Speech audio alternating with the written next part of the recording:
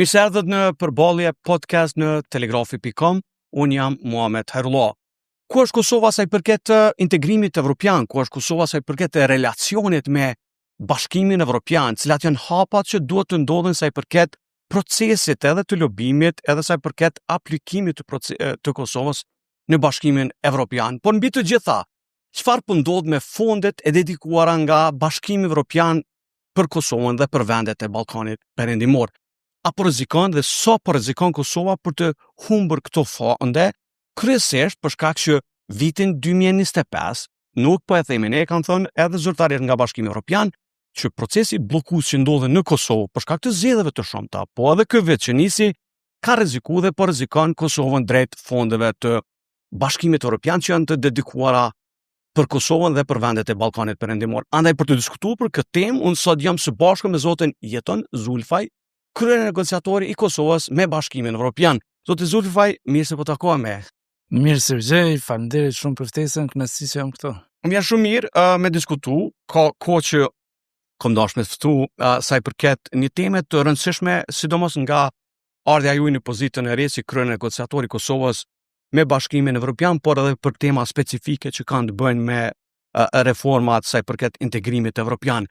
Por ajo që ndodhi sfundi, zoti Zulfaj, është që për shkak të bllokadave që ne kishim vitin e kaluar, edhe rrezikuam shumë fondet e Bashkimit Evropian që na bënën thirrje, kjo na ndodhi përsëri kësaj radhe. Pra Kosova po humb afër 40 milion euro fonde të Bashkimit Evropian dediku Kosovës për shkak të problemeve tona të brendshme.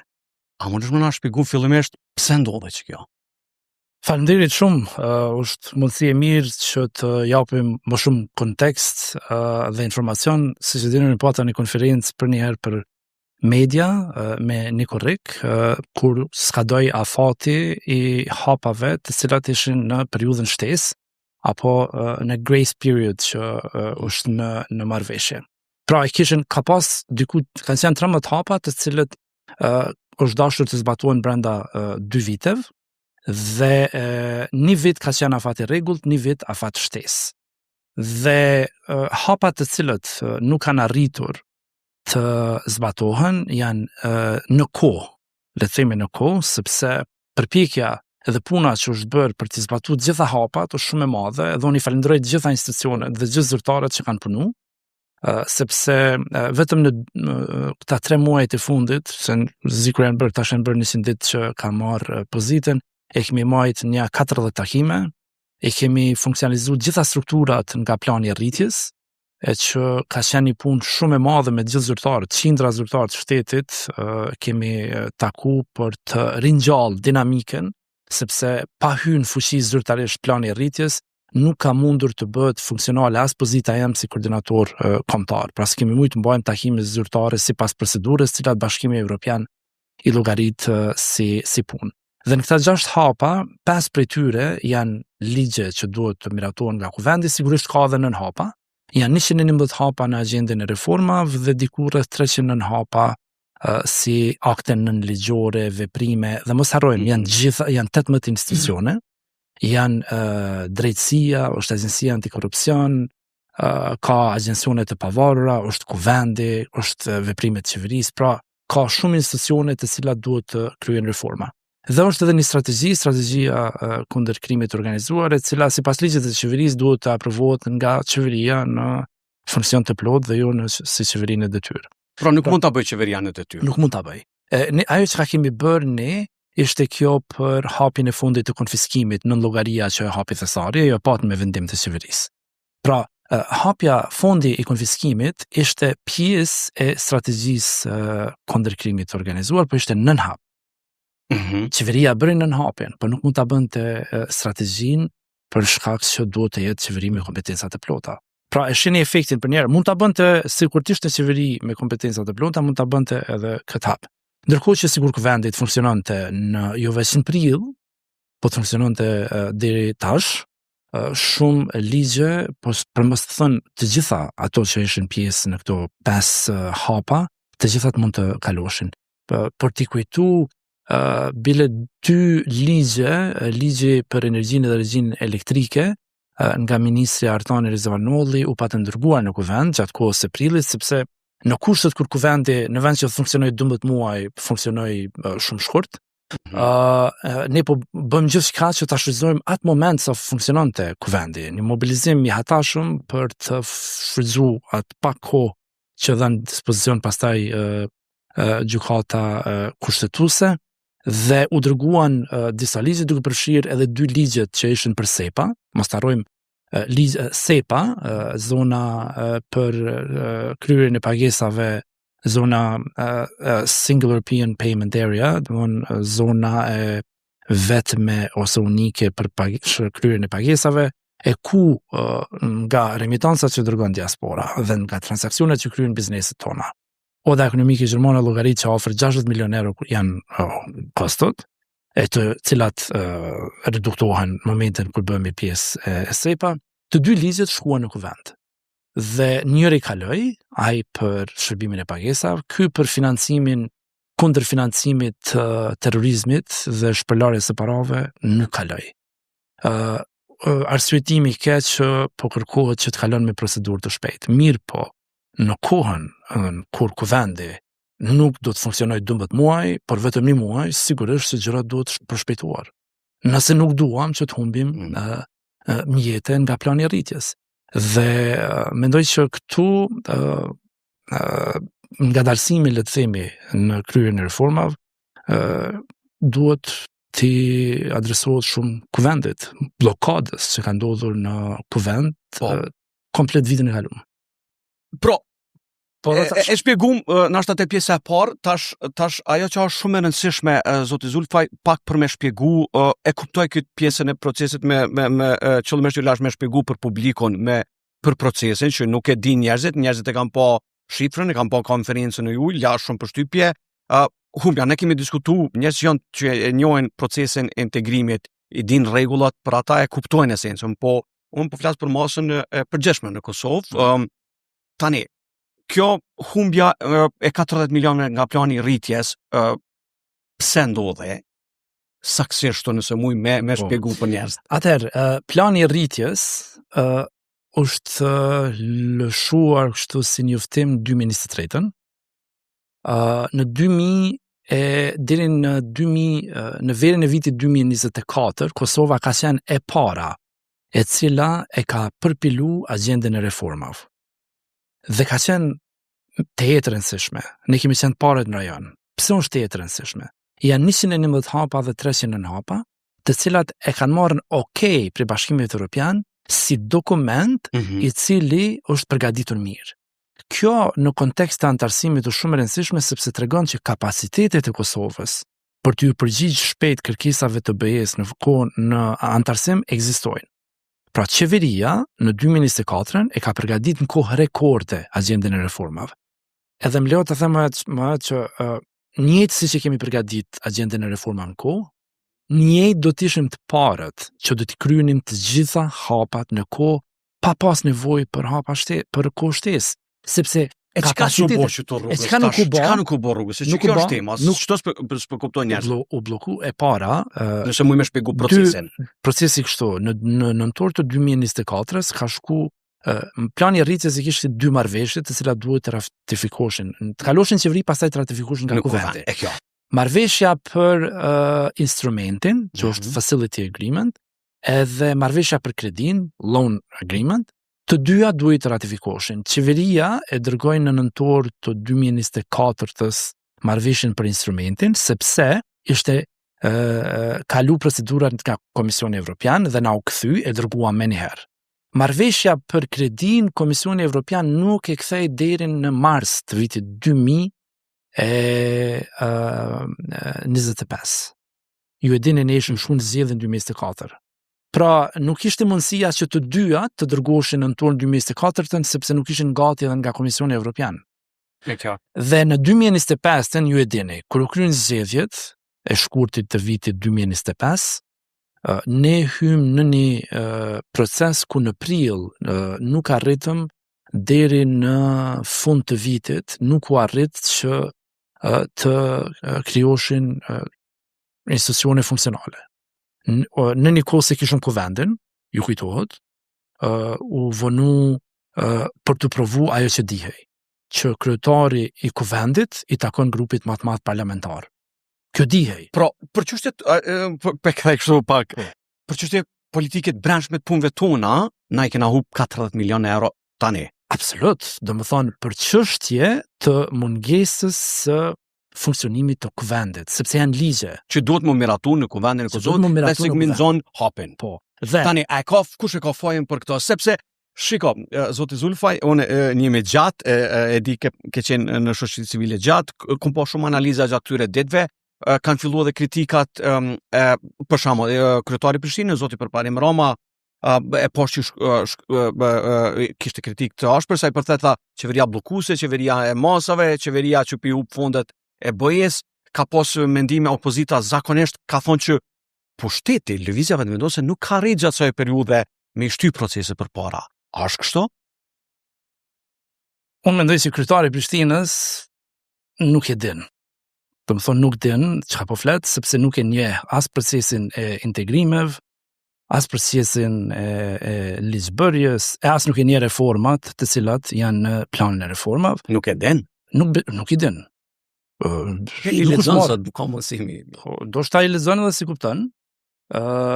Dhe mendoj se duhet merret me bllokadën e Prishtinës që është bllokuar gjithandej. Mendoj se edhe kjo është ndoshta pak simptomatike. Që kryetari i Prishtinës në vend që u marr me pozitën që ja kanë besu qytetarët, merret me punët të cilat sigurisht që ka mendim.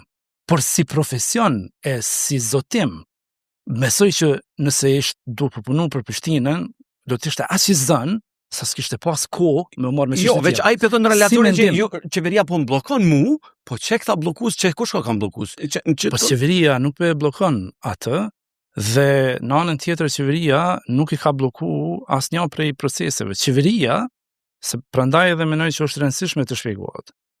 Qeveria ja ka dërgu marrëveshjen për instrumentit kuvendit në nëntorin e vitit 2024. Pastaj u bloku kuvendi dhe mendoj që këto dy momente duhet ta shpjegojnë blokadën sipas mendimit tim. U bloku kuvendi për arsyen që ishte e palogjikshme, sepse tentohej që të mos zgjedhej kryetari i kuvendit nga grupi parlamentar i Lëvizjes Vetëvendosje. U dha propozimi, u mohua. Dhe në fund prap u zgjodh një kandidat nga Lëvizja Vetëvendosje sepse i takonte grupit më të madh, kështu ka thonë gjykata kushtetuese. Humbje e kohës komplet nga opozita për gjithë neve. Sepse në fund rezultoi ashtu siç është parapa, që të jetë nga grupi më i madh parlamentar. Ndërkohë që u refuzu edhe marrëveshja për koalicion qeverisës dhe u refuzu edhe oferta e presidentes në atë kohë për t'i kaluar paktën planin e rritjes. Ju kujtohet? U bë dhe kjo përpjekje, qeveria nuk ishte kundër që të kalojë plani e rritjes edhe nëse shkonte nga presidentja në atë kohë. Pra opozita e bllokoi gjatë gjithë vitit kalimin e dy marrëveshjeve për planin e rritjes në mënyrë që ai të hynte në fuqi, në mënyrë që reformat fillonin sa më shpejt. Dhe në mungesë të reformas kishim as koordinator kombëtar, nuk kishin plotësuar as aspektet ligjore dhe procedurale për të hyrë në fuqi marrëveshja e planit të rritjes. Dhe kur ka hyrë në fuqi? Këtë vit, 2 ditë pasi është votuar qeveria, me 13 shkurt kanë hyrë, i kanë dërguar kuvendit sërish marrëveshjet që të ratifikoheshin, kuvendi i ka ratifikuar dhe ne me 19 mars e kemi bën vendimin pastaj për instrumentin e qeverisë, sepse ka pas një vendim pasues dhe kështu është kryer gjitha procedura formale. Unë jam zgjedhur edhe si koordinator kombëtar, më vonë me 23 mars jam emëruar edhe si kryenegociator me Bashkimin Evropian dhe janë liru fondet e para për planit rritjes në vlerë prej 61.8 milion euro si parafinancim. Do më thënë, do s'ka problema, ato janë marrë sepse ato i kemi plotësuar aspekt. Vetëm se mos harro, se këto mund të kryeshin qysh vitin e kaluar në prill kur ka filluar konstituimi i kuvendit, mund të konstituohej dhe mund të votoheshin pastaj. Po tash këto 40 milion, i ka humbur e pashun në një lajm që qarkullon në media ndërkombëtare që ridefinimi këtyre mjeteve mund të shkojë te Malizi, edhe të vende tjera, Maqedonia dhe Shqipëria, Pi bjen kështu. Atëherë kështu, duhet të parë rregulloren e Bashkimit Evropian për planin e rritjes. Mjetet janë të dedikuara për Kosovën, nuk kanë hyrë buxhet. Ato janë mjetet që i dedikohen Kosovës nëse i kryen reformat. Në momentin që su kry? Në momentin që si kryen reformat, të para, dhe më lejoni të them që ne reformat do të kryejmë edhe pas afate. Domthonë në kuptimin që të gjitha këto 5 ligje edhe strategjia kundër krimit të organizuar, në momentin që bëhet qeveria dhe kuvendi i ri, të gjitha do të bëhen. Pra, kuptimin e reforma, Kosova do t'i kryejë. Problemi u këtu që si kemi kryer në afatin e duhur, sipas agjendës për t'i kërku lirimin e fondeve. A mund të ndodhë kjo? Tani kështu, lirimi, ne do të dërgojmë një kërkesë për lirimin e fondeve mbi bazën e vlerësimit për hapat që ne i kemi përfundu. Janë 18 hapat të cilët konsiderojmë që janë përfundu. Dhe këtu do të kërkojmë lirimin e fondeve me 15 korrekt. Bashkimi Evropian Komisioni Evropian ka 3 muaj, 90 ditë, për ta bërë vlerësimin për secilin hap. Në momentin që vlerëson, varësisht se sa mjete janë për secilin hap, do ta bëj lirimin e mjeteve për as. Nuk është mirë të spekuloj saktësisht, sepse më varet shumë çka Komisioni Evropian konsideron që ne kemi plotësuar, por llogaria që ne do ta kërkojmë për lirim të fondeve do të jetë mbi 100 milionë euro mbi bazën e asaj që ne vlerësojmë që kemi. Ishte lajmi të Reuters edhe të media ndërkombëtare që mund të ndodhë ky realokimi. E tash do të kthejmë. Se ke po edhe ti po besoj. Absolut, por jo, po e di edhe rregullor. Pastaj kritikat ishin edhe të përparim Romës edhe në këtë drejtim që merr Maqedonia, Malezia e të tjera. Se adin kjo është një farë linje shkurt politik normale është. Po përparimin, sepse po duket sikur s'ka punë në kryeqytet. Jo, po kritikat mund të jenë edhe me të drejtë. Ju thatë që opozita ju thatë që opozita deri djeshme, se nuk e di ça mund të ndodhë me partitë në qeverinë e ardhshme, e thatë që e ka duke blloku kryetarin e kuvendit atë kohë. Dhe e hedhët fojnë tek ta. Tani opozita ose përparim Roma është nga opozita në LDK, po thotë që nuk i di është. Po, ai ka thënë që nuk është nga LDK. Se tash nuk du ta bëj këtë me opozitën me përparim Roma. Që po bën opozitën qeverisë kurte kryetari Roma. Bën kritikën. Ai po thotë që fojin e ka qeveria që s'ka mri, fojin e ka qeveria që s'ka mri mi shty përpara procesit, qeveri që na kanë marrë në masë Bashkimit Evropian. E kuptoj.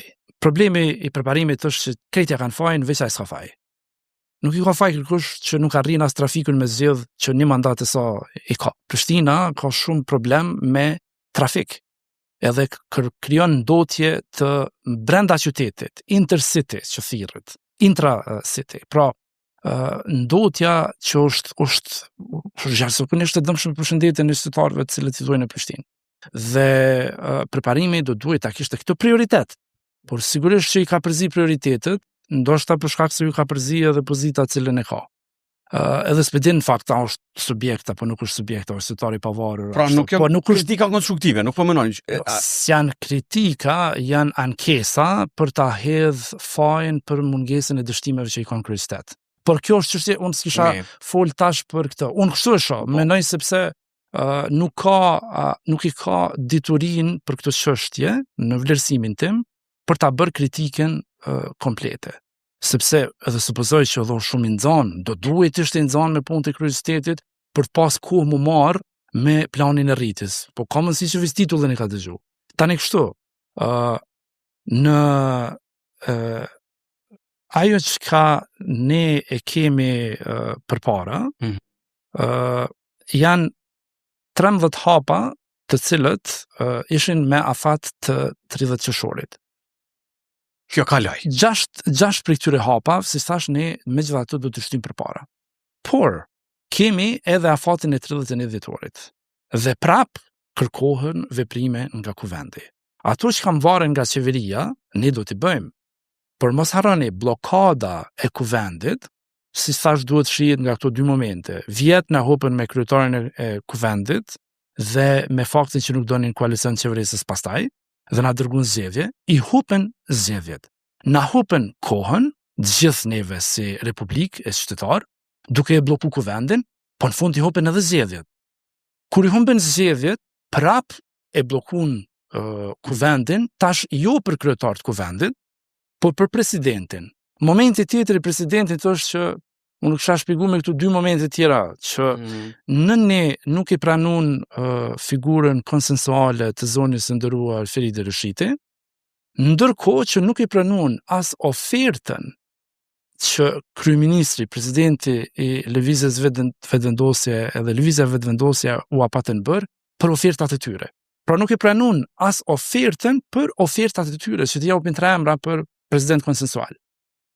Nuk marrin pjesë në formimin e institucioneve, sepse qartazi e kanë bojkotu. Mos harro ta shpjegoj edhe në moment në lidhje me planin e rritjes. Për të kaluar ligjet për SEPA, ligjin për SEPA, edhe ligjet për energjinë, kërkohej 2/3 e të pranishmeve në kuvend. 2/3 e të pranishmeve në kuvend. Çka bëri opozita? Erdh në kuvend për të mos votu, ashtu që të mos bën 2/3. Erdhen në kuvend, po për të mos votu që të bën 2/3. Për presidentin dalin nga kuvendi për të mos votu që të bën 2/3. Ama qëllimi është I njëjtë. Për të bloku ligjet, për të bloku kuvendin, për të bloku presidentin, për të bloku kryetarin e kuvendit, kanë hyrë në një cikël të blokadës dhe janë bloku. Mirë, po na blokojnë edhe neve se na kanë humbur, na kanë kisha dosh shumë me fol për Bashkimin Evropian, për integrimin, se pozita jote si kryeorganizator, po pa diskutim që këto temat politike tani të tjerët gjithashtu kanë qenë shumë kritik sa I përket kësaj blokadës, duke thënë ne sapo kalum zgjedhje, po shpresoj që nuk kemi më shku në zgjedhje treja e pastaj blokada do të vinë edhe më të mëdha për Kosovën, sidomos në procesin e integrimit evropian, sidomos në marrjen e fondeve të reja, e procesit integruese ne po shohim ku janë vendet rajonet, edhe hapat që po ndodhin në Maltëzi, edhe në Shqipëri fatmirësisht Shqipëria po avancon, po edhe Maqedonia. Edhe nuk po flas për fshinin ton verior për shkak të problemeve të brendshme që ata I kanë dhe në relacion me sy ka Moska, me sy ka Brukseli, ajo është çështja e Serbisë. Por megjithatë apo e humb Kosova momentumin me Bashkimin Evropian. Këto e tha dhe zonja Donika Emini këto me një diskutim me një podcast që Kosova e humbi për shkak të proceseve bllokuese që kanë ndodhur në Kosovë. Pra, të gjitha subjekteve politike dhe I natëve personale, ne stagnum, që 2 vjet kemi stagnu, realisht. Tani, ndjes që nuk kam arrit ta përcjell podcastin me zonën Emini, ajo që unë mund të them është që ky nuk është ndonjë konstatim, unë konferencë thash janë do të humbasin mbi 40 milionë euro. Pra, ne jetojmë në realitet. Realiteti nuk mund të mohohet, sepse pastaj dalëm me realitete alternative, kështu fakte alternative. Ato ne jetojmë në realitet. Agenda e reformave ka afate. Opozita, mbase përparim rama sikur ti kish lexuar afatet, I kish thonë njerëzve partisë po thonë asoj jo deputetëve të subjektit të LDK-s, të cilën ai nuk është antar, që nëse ka nëse dëgjon dikush që thotë që po merrni pjesë, votoni sepse humbin mjetet. Mjetet që humbin nuk janë për mu, as për qeverinë, janë për Republikën. Ku kanë pas mu dediku çdo mjete ose shpërndarja atyre? Por tani mënyrën se si shpërndahen janë 2 mekanizma. Mekanizmi I WBIF që është korniza e investimeve për Ballkanin Perëndimor. Aty Kosova do t'i ketë diku rreth 471 milion euro në projekte. Dhe pjesa tjetër është direkt në buxhet. Buxhet shtetit. Shteti pastaj, po mos harrojm, pe kiç shumës 2/3 janë kredi. Duhet ta kuptojmë. Do thonë që kur humbet, edhe të ky 40 milion euro, nuk është që kanë humb fonde, se emrin e kanë fonde, por duhet ta kuptojmë që kanë humb 2/3 janë kredi në tërsinë e grantit. Kështu që kanë humb edhe kredi. Kosova qëndron mirë me marrjen e kredive sepse e ka buxhetin, e ka borxhin publik të ulët. Edhe merr kredi favorizuese dhe kena politikë fiskale shumë të mirë, kredit për ministrin e financave, por në anën tjetër është mirë të kryjm reformat në kohë, sepse kryerja e reformave në kohë është sinjal për Brukselin që kemi kapacitete si shtet të kryjm reformat. Këtë kanë kuptuar kur I kemi dorëzuar agjendën e reformave. Dhe tani kemi ngjesë në zbatim kryesisht në ligje ku opozita në këto 2 vitet e fundit është në kuvend. Do duhet të është në kuvend, sepse nuk është në qeveri. Qeveria, veprimet që i ka, i kryen. Por opozita duhet ta bëj opozitën në kuvend. Sidomos kur i humb zgjedhjet, që 3 herë radhasi, duhet shkosh në kuvend, ta bësh opozitën e mirë. Më nështru ata apo qysh? Kujt më nështru? Po numrat jon, po tash ata mirë ki. Opozita është Ka opozit. vetëm një nënshtrim. Po mënaj opozita është opozit, e kry Ka punën. vetëm një nënshtrim. Ama i kanë votu, i kanë votu disa prej marrëveshjeve ndërkombëtare në tash së fundit. Domethënë, ndërkombëtare nuk është e kryeministrit, është e Kosovës. Kanë votu tash së fundit. Po të duhej. Ose për një me duhet me fitu 2/3, po tana si opozit mo. Në nështrimi që i bëhet si opozita është ndaj popullit. Verdikti del ato 51%. Edhe ti thosh, tash në nështruam sti verdikti. Edhe pret. Vetëm te verdikti zoti Zulfaj ata e thanë që shkum zgjedhje, u bloku tash Kosova këta zona që po thona u bloku Kosova që 2 vjet, që nuk është mirë. Për shkak të notave personale, po njëra tjetër akuzat ishin që po don me kap këtë pushtetin, që si kanë numra me kap këtë pozitat institucionale, prap çështjen nuk e di se do ndodh tash me lëvizjen me vendosje dhe qeverinë e re, por te çështja e presidentit prap kërkohet konsensus. Pra do të kthehemi te pika 0 ku duhet me komuniku edhe partia me numër më të madh të deputetëve në kuvendin e Kosovës do të më ofrojë zgjidhje ose bashkëpunim. Por ndryshe shkon cikël 3 zgjedhjeve. Tash çfarë më bë? Do ta bëj këtë koment sepse tana do po bëhet krejt për qeverinë dhe është mirë të flasim edhe për agjentën e integrimit. Vetëm se kështu, mendoj që është akuza është e rrem. Është akuzë false kjo që thonë do të kap këtë pushtetin. Çepse? Në 2021 kush i ka pas 3 pozita? Zonja Vjosa Osmani ka qenë lista Guxo, partner qeveritor. Me kanë. Lista Guxo ka qenë partner qeveritor. Pa vetë kemi listën Guxona. Edhe te den. Partner qeveritor. Në aspektin logjik, po, ka, sa ajo ka qenë partner. Në aspektin logjik, po ai ka qenë lista Guxo, si sot Donika Gërvalla ose Mimoza Kusari. Po vetë nëse ish propozu Donika Gërvalla për presidenti kish më qenë dakord apo si po mendoni? Jo, unë thash në aspektin logjik, po. Është ashtu. Po ajo që vjen që veprimi i opozitës nuk është logjik. Partner, por unë po them që në 2021 të 3 pozitat e kishte koalicioni qeverisës që fitoi zgjedhjet. Ishte koalicion që fitoi zgjedhjet. Ato s'mund më çashtu ka qenë. Mirë po, në 2025 në dhjetor ne fitu më shumë se në 2021 si koalicion qeverisës. Ku akuza rreme? Po e ka pushtetin me më pak se në shkurt 2021-s, në 2025-ën është falc. Sepse edhe në 2021-ën i njëjti koalicion qeveritar me para zgjedhor i ka pas 3 pozitat. Atëherë nuk pas ka qenë kapi i shtetit në rregull. Tani si kapi i shtetit, po i harron tash 2 momentet. Feride Rushitin, zonin e ndëruar Feride Rushiti për si presidente konsensuale, por edhe ofertën që ata ta zgjidhin 3 propozime konsensuale, edhe ne t'ja votojmë 1. Pra, ata nuk e deshten as veten, as propozimin e tyne nuk e deshten. Pra, nuk është që kapje e pushtetit, po ja zgjedhi 3.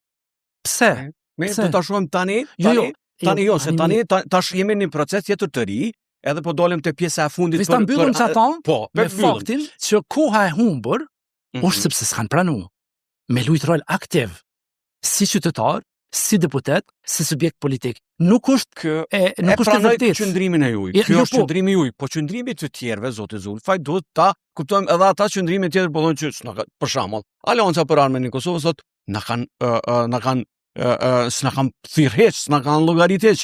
Tash i kanë 6-7 deputet sa i kanë në kuvendin e ri që pritet të konstituohet.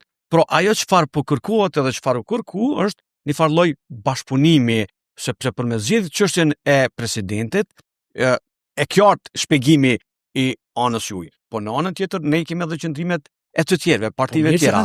Ne nuk i mohojmë qëndrimet. Ideja është që a duhet t'japim zgjidhje vendit. Këtu është tema tash. Dhe ne i kemi ofruar zgjidhje me kryetaren e kuvendit, zonjën e nderuar Albulena Haxhiu, e cila tash është edhe ushtruese e detyrës së presidentes, në atë kohë e refuzuan. Prap në fund përfunduam me një kryetar të kuvendit nga lëvizja vetëvendosë se s'kishte si të bënte ndryshe. Ku e humbur. U refuzua dhe koalicioni i qeverisës shkum zgjedhje. I humbën zgjedhjet. U refuzuan 2 ofertat për president konsensual. asnjë ofertë, asnjë kontribut në konstruimin e institucioneve dhe ta na thu pse nuk arritëm me I kry reformat në kuvend, po ti kuvendin e ke marrë peng, edhe po e mban akoma. Por I ke humbë zgjedhjet vazhdimisht. Po shpresoj që kuvendi për më dalë të tema kryesore e jona me vazhdu me integrimin evropian dhe ku është Kosova, mos ketë kjo blokada, se kjo blokada nuk është e mirë për Kosovën, jo vetëm për partitë politike gjitha, po është e mirë për Kosovën dhe duhet ta themi që të ketë diskutim, sepse në fund pasojat pihan Kosova e jo edhe qytetarët e saj. Te pjesa e fundit, po na shkon koha shpejt, e shpjegum te pjesa e parë sa I përket planit të rritjes dhe fondeve dhe se çfarë ndodh në proces, edhe po shpresoj që kjo të mos ndodh. Çfarë po ndodh me një proces tjetër që është shumë I rëndësishëm sa I përket aplikimit të Kosovës si antar I Bashkimit Evropian, një proces I nisur kohë më parë, por pa lëvizje, të paktën publike. Prap po kthejnë atë bashkëbisedues të mi në këtë podcast më herët, kanë thonë që Kosova nuk duhet me najt me një vend, veç me aplikimin edhe me qëndru. Ashtë të najt Kosova? Jo, falënderit shumë për këtë pyetje. Kosova nuk po rrin. Ne jemi, ju e dini që në mandatin e parë ne kemi bërë aplikimin. Kishte shumë zëra që nuk duhet të aplikohet, mos është ngutë Kosova, mirë po nuk mundësh me u pranun Bashkimin Evropian pa apliku. Pra, s'kishte apliku askush. Aplikacioni është I pari. Dhe ju po shihni që po merr kohë, dhe shihni mesatarin e rajonit sa ju ka marrë. Secili shtet I ka marrë kohë derisa e ka marrë statusin kandidat. Por ne e kemi një sfidë sigurisht që e kemi 5 vendet që akoma nuk kanë njohur Republikën e Kosovës dhe na duhet përpjekje e dyfisht. Ajo që ne kemi bërë tash që nga emrimi im, unë kam shkuar 2 herë në Tiranë për të taku krye negociatorin e Shqipërisë, Majlinda Dhukën, për të bërë 3 hapa që për të mos qëndru. E para, ne do të fillojmë shumë shpejt përgjigjet ndaj Pritsorit, ende pa na ardhur nga Komisioni Evropian. Po mi kry do punë tona na. Absolut. Pse duhet t'i vënojmë ne pastaj 4 muaj përgjigjet, sepse janë mira faqe të cilat duhet të mbushen me përgjigje nga zyrtarët e institucioneve tona. Dhe kjo merr shumë kohë e energji. Duhet pauzohen shumë punë tjera për të përgjigjur në këtë pyetësor që është shumë voluminoz. Dhe ne do ta fillojmë tash. Pra, në mënyrë proaktive, do ta fillojmë me përgjigjet ashtu që të jenë gati dhe të mos I vënojmë shumë kohë kur të na vijë pyetësori. E dyta, nëse shikoni me vendet e rajonit, është humbur shumë kohë me procesin që thirret screening. Ajo është një proces ku ti duhesh ta skanosh secilin sektor në mënyrë që Bashkimi Evropian për të pa në hollësi përparësitë dhe dobësitë. Edhe aty ku I ke dobësitë, një farë analizë komplete. Dhe aty Bashkimi Evropian pastaj e ban kornizën negociuese. Edhe thot, në këta sektori është shumë keq, edhe këtu janë kërkesat tona se si duhesh me I plotësu. E ne gjatë përgjigjes së pyetësorit do ta kemi këtë në mendje, ashtu që të kursejmë 2-3 vite kohë në procesin e screening. Dhe Shqipëria tashmë ka ngrit mbi 100 struktura ndër institucionale për të negociuar. Procesi I negocimit në Bashkimin Evropian është këtu e pani të mirë që gjuha shqipe është edhe më lehtë për Kosovën. Po, do ta marrim këtë përvojë komplet prej Shqipërisë dhe për shembull gjithë ato përkthimet që I ka bërë Shqipëria do të jenë shumë të dobishme dhe të për ne, ndërkohë që këto struktura ndërinstitucionale të cilat do t'i ngritim, do ta krijojnë edhe përvojën edhe dijen, ashtu që të jenë gatshme, edhe këtu do të kursejmë shumë kohë. Pra nuk po rrim në vend. Në lidhje me aplikacionin, ne kemi shpresë tash me Irlandën. Nuk është që s'kemi punu diskutuar edhe në konferencë. Po. Nuk është që s'kemi punu me Çiprën, sado që është vend që nuk na kanë jo. Unë isha në Nikozi, jam taku me zëvendës ministrin për çështje evropiane zonin Marilena, e kam taku prap në Tivat, në kuptimin që jemi taku jo formal, edhe në Tivat, për të diskutuar se si mund të ecim përpara. Por sigurisht që përshtypja ime është që të gjitha vendet janë që Kosova të ecet përpara, sepse kjo është në dobi të Bashkimit Evropian, në kuptimin që Kosova si demokraci me mbështetje, demokracia më avancuar e rajonet, me mbështetje të lartë për Bashkimin Evropian dhe me reforma të cilat ka tregu kapacitete për të shty përpara, është në interesin e Bashkimit Evropian që demokracitë të ndihmohen dhe të ecën përpara ashtu që ti ngushtohet hapësira për ndikim Rusisë dhe Kinës. Dhe në këtë drejtim të gjitha shtetet e Bashkimit Evropian janë dakord. Dhe procesi i antarësimit është ai që na forcon, sepse secili kapitull e forcon të drejtat edhe liritë, ekonominë, ambientin, energjinë, transportin, e kështu me radhë. Dhe ka interes për Bashkimit Evropian që ne të kyçim në këta kapituj, ashtu që të ngushtohet hapësira për aktorët e tjerë. Sidomos u përmend zoti Zulfaj që në Komisionin Evropian tani edhe janë njerëz me pozita si Marta Kos që janë pak më të familiarizuar dhe doin me shty procesin e Ballkanit Perëndimor, se ka momente caktuar këto varet për shtetet anëtare, edhe aleancave që Kosova duhet të ketë dhe me shtetet e fuqishme. Unë nuk them që Shqipëria nuk është shtet i parëndësishëm në Bashkimin Evropian absolutisht, ose Rumania, po dihet promotori i Bashkimit Evropian, si Gjermania, Franca, Italia dhe vende tjera që mund të. Pra, në ndërtimin e aleancave nuk na nal këto diçka. Na duhet. Jo, dhe mendoj që kemi aleat të mjaftueshëm. Unë e përmenda një pjesë të sfidës që janë 5 vendet mosnjose, sepse sigurisht që është absolutisht duhet të punojmë me to dhe po punojmë. Por sigurisht që vendet e mëdha, sikur si Franca dhe Gjermania, Italia, kanë mbështetje sepse e kanë shfaq zgjerimin si prioritet strategjik.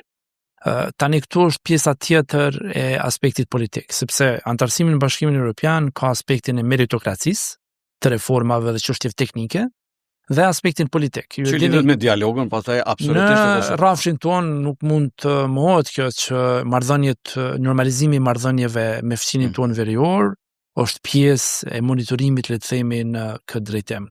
Por progresi, ju e dini që ne kemi një marrëveshje tashmë në vitin 2023, 27 shkurt 2023 dhe aneksin në Ohër pastaj në 18 mars, dhe kemi bërë përmirësim të madh të aspektit të sigurisë në Kosovë me shtrirjen e sundimit të ligjit dhe progresi në World Justice Project, në Transparency International, në VDEM, Institutin për Demokraci Liberale dhe Elektorale, por edhe në Freedom House kemi për liritë civile dhe të drejtat politike. Kosovë kemi pluralizëm të mediave, kemi media të lira, kemi liri të shprehjes.